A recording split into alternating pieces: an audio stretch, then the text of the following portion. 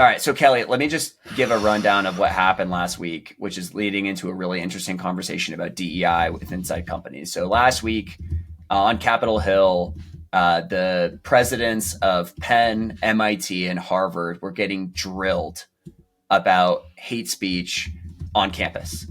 And people should check it out. It has led to further conversations about DEI in the workplace. Zach Weinberg, who is the founder of Flatiron Health, called for the entire elimination of DEI. Bill Ackman, who's definitely been really loud on this topic, has been talking a lot about meritocracy, and meritocracy should be the first principle. My question to you is, do you feel like the DEI movement inside of companies is causing more harm than it is good? I don't know the answer to that. I don't know that I can give that a yes or no, Nolan. But let's have a conversation about it. So let's talk about why. Right? Why did this movement start? And I do think it was for the right reasons. I do think it was for the right intentions. And it's not just with DEI and tech corporations, right? It's with everything. It's with Title IX. It's with, I mean, these intentions are correct. Is equality in the workplace for all, and giving that, giving opportunities for that equality. That was the intention. That being said, right, just like anything, I believe it can become like a game of telephone where sometimes it's not implemented correctly. Sometimes it's not teed up in a way that like correctly communicates those intentions, and it goes sideways or becomes misunderstood. And so I think it's become muddled. I really do. And the world events the last 3-4 years have not helped with that. It's become very complex, and I don't think a lot of people are educated fully on it. And so it's very messy out there, Nolan. And we talked about this in one of our last segments. That's why a lot of some companies are like, if we can't do it right or whatnot, we're not going to do it at all. And we're going to stop talking about all these things internally, etc. Now, do I think the DEI effort should go away? Absolutely not. Yeah, it's a really tough one. Here's what I'll say is, like, we clearly have data that, especially for later stage companies, diversity leads to better business outcomes, for sure. But if you talk to a lot of executive recruiters, and these are the people that are really plugged in, that like know what's happening inside of companies, one of the sound bites that you'll hear from them over the course of the last 5 to 8 years is when a founder opens a role, one of the qualifications at the very top of the list is this person must be insert gender or insert race. And that's where it gets to be this like, well, we don't have a diverse team, and so this hire must be that. And, it becomes is that the right conversation we should be having? And I'll take a quick step back. So in 2017 at DoorDash, we invited Dr. Drell from Stanford on site for an all hands. And Dr. Drell was the first woman to be the head of the engineering school at Stanford. And I was asking a bunch of questions because I was really curious about her experience, and specifically how she thought about diversity on her teams. And I asked about quotas. And I'll never forget her response, which was, I hire the best people for the role, and I don't set quotas. And part of the reason why is, of course, I want the best person in the seat. But if I did hire somebody from an underrepresented background and they knew that I had a quota associated with it, they would always wonder if I hired them just because of their race or their ethnicity versus because they were the best person for the job. And that's always stuck with me. And I feel like that conversation has not allowed to have been had over the course of the last 5 or so years. And it does feel like, just in human nature in general, we swing this pendulum. And the pendulum was very much on the side of like quotas. Diversity is the only thing that matters. If you don't have it, we're like going to come for you and we're going to cancel you. To now it feels like it's swinging like the exact opposite direction, which is like throw the baby out with the bathwater. I do think it will find some sort of equilibrium, but I don't know when and where that's going to happen. Yeah, I love that example, Nolan, because I think, at least from my experience over the recent years, we've really only talked about that example and doing those things from like the process owner's perspective, right? From the people running these processes and coming up with these rules, whatever they may be, to the intended outcome. But I love flipping the script and actually getting the feeling from the underrepresented group and those folks themselves and how that actually makes them feel. Because if Yeah. someone said like this hire must be gay, right? I'll just pick myself because I'm gay. I'm gay. This hire must be gay. The, I'm assuming they're doing that for good intentions. It's not like, but it's Right. just the wrong message. And if you ask the people that is trying to help and tend to help, I'd be like, that is not helpful. I literally probably wouldn't take the job because of exactly what you just said. Am I Well, the here best only people feel because of that way. X? Yeah.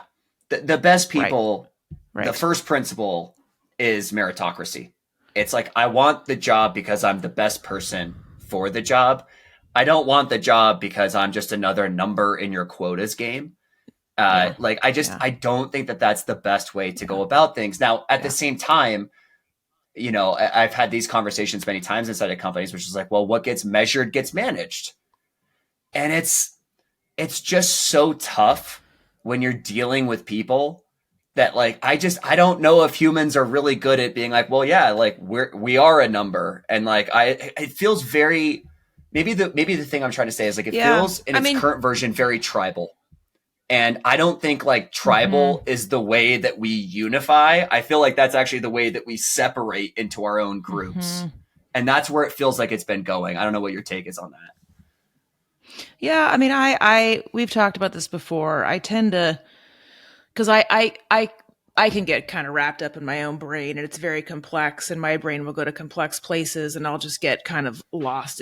And that's what I think a lot of people. It's a very big ball of twine, and I think the freight train has gotten away from us a little bit on this. So where I go back to, we talked about this with performance reviews. Why the hell? Why are we doing this? What do we care about? Yeah. Right? Belonging, safety, inclusion, diversity, right? Diversity is kind of like on the hiring side, representation, belonging, inclusion, right, is on the cultural side. How can we architect things across those four buckets that work for everyone? Black people, white people, gay people, straight people. Like how can we do that works for everyone? Because right now, depending on where you sit, right, white men are like, well, now I'm being discriminated against, right? So it's causing something that I don't think anyone intended.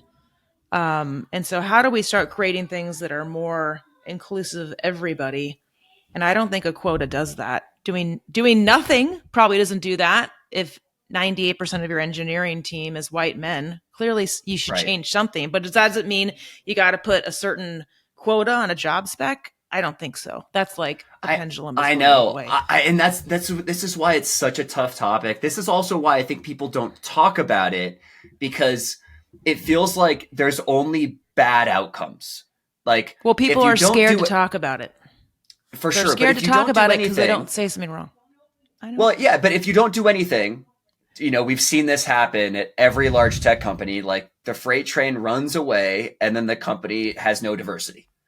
Yes. If you start putting Yes. in programs in place, those programs often feel very tribal. They feel less about meritocracy than they do about specific race, gender, or sexual orientation. And so like I don't know if there's a good answer here. I don't know if anyone has done this well. What I do know is that we are figuring it out. Like as a society, Yes. we are trying to figure out like how does this work within companies at work. And Yeah. I think the more Yes. authentic we can be, that we don't actually have the answers, that we're trying to do the right things for the business and for the people, I think that it'll just lead to these better conversations versus what I've seen in the last 5 to 8 years, which is this is the way it needs to be. And if it's not this way, we're going to cancel you. like that conversation doesn't work anymore. And that's why Yes. I think you're seeing such a strong pendulum shift the other direction. The worst thing that I think anyone can do is an all or nothing approach. I'm not doing anything because I don't know, or I'm scared of saying something wrong or doing something wrong. Or the other side, we know all the answers. This is what we're doing. This thing is never going to be done. Humans evolve. Everything's changing. For sure. there's no done. There's no right. And you're one of the biggest people that preaches this is iteration and experiments. The best Yeah. thing that people can do right now is always fucking talk about it, which we don't. I myself am guilty of that. I mean, talk about it more.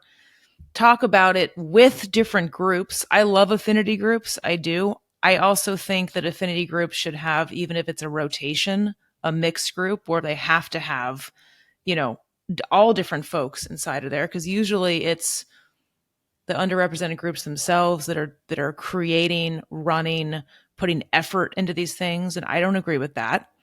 I think it should be shared.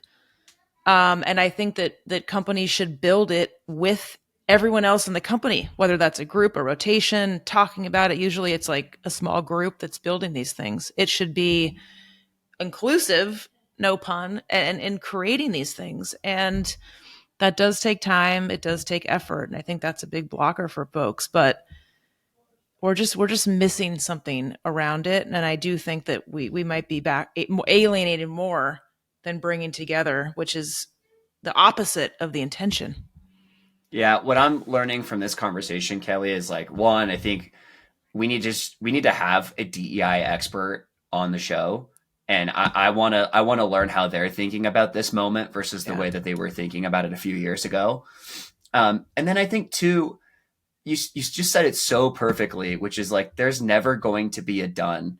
We should be honest that we don't really know what's going to happen and frame the test as experiments as like, hey, let's just test this thing out. Let's like report back on what worked and what didn't work and continue to iterate and get better. And then three, Yeah. I think we got to talk about what hasn't worked. And a lot of the stuff that was pushed for the last 5 to 8 years has not worked. If you look at the numbers, it has not worked and it has alienated a huge portion of the folks Yes. that used to be allies. And now they're wondering like, Yes. well, what tent do I belong to now as someone who thinks that they're an ally but doesn't agree that we should just throw meritocracy out the window? So I love these conversations, Kelly. I appreciate that you and I can have Yeah. them. I hope we can be a model for the rest of the world that like Yeah. these things are tough, but we should talk about them. We should be Yeah. I intellectually do. honest that there's Yeah. not really a right answer here. Yeah. I appreciate it too. And we're not all going to say the right things all the time, right? That's half the battle here is just like, I'm sure I said something that like, we're not going to know everything perfectly, say everything perfectly. Everyone's learning all the time, which is why this is never going to end. You know, back in 2016, when I was at Hired, we had a DEI lead and she left and went to Facebook. She was great. And I remember standing in front of the company after she left and I announced to them that we're not backfilling her. And I go, what? We're not, you don't care about it. It's like, no, this should be in the fabric of what we do, across everything we do, owned by all of us. The easy answer is to hire someone to own it that traditionally is underrepresented themselves. Great, check Yeah. box, done. That's like, I think for me, the utopia, which you know I love a good utopia, is one day there are no more DEI experts hired into these companies. And I also used to say, I can't wait for the day, like maybe it's 100 years from now, where there are no more race-based bubbles. Everyone's like two or more races. It's all gone because, you know, the world evolved. So, you know, and you got to keep some of these things light or else it gets just too overwhelming. It's so tough. And look, like we want to hear from the audience. Part of the reason we started this show was to have these conversations. I'm sure that this made some people uncomfortable. Candidly, both Kelly and I are uncomfortable having the conversation because it just isn't, it's just not out there. Nobody's actually really talking about this from an authentic, we don't know perspective. It's all of like this stuff that people say that they know, and they don't know shit. Like nobody knows anything on this topic. We're just all trying to figure it out. So let us know what you all think. We appreciate you guys listening to us. and helping us figure out, just our own thoughts as we go through it. So let us know what you all think. Looking forward to hearing your feedback on this one. Thanks, everyone. HR Heretics is a podcast from Turpentine, the network behind Econ 102, Moment of Zen, and Turpentine VC. Subscribe, 5 stars, share it on Apple, YouTube, Spotify, anywhere you get your podcasts, all the things. Hey everybody, your co-host Nolan here. High performance and great culture should never be at odds. They're better together. With Lattice People Management Platform, companies efficiently run people programs that create enviable cultures where employees want to do their best work. Serving thousands of customers of all sizes globally, Lattice helps everyone work better together. Learn why companies from Slack to the LA Dodgers choose Lattice. Visit lattice.com/HRheretics today. That's Lattice, LATTICE.com. Have you ever had a negative experience hiring an executive? I certainly did at Carta and DoorDash, and that's why I started Continuum, the modern AI-powered executive search firm. Continuum connects executives and senior operators to venture-backed tech companies for fractional and full-time roles. You could post any executive-level role to Continuum's marketplace and search through our database of world-class experienced leaders. Continuum will intelligently surface your opportunity to relevant operators. They'll express interest and show up in your inbox. It's like magic. There's no platform fee or hidden cost. You only pay the person you hire, and you can cancel at any time. If you're thinking about hiring an exec in the middle of a search right now or don't know how to solve a problem, I get it. Scaling is hard. Companies like Athletic Greens, Weights and Biases, Masari, and more than 100 other tech companies have turned to Continuum for help solving their people ops, go-to-market, engineering, and finance challenges. So check out Continuum in the description below. Ping me on LinkedIn if you have any questions, or head to joincontinuum.com.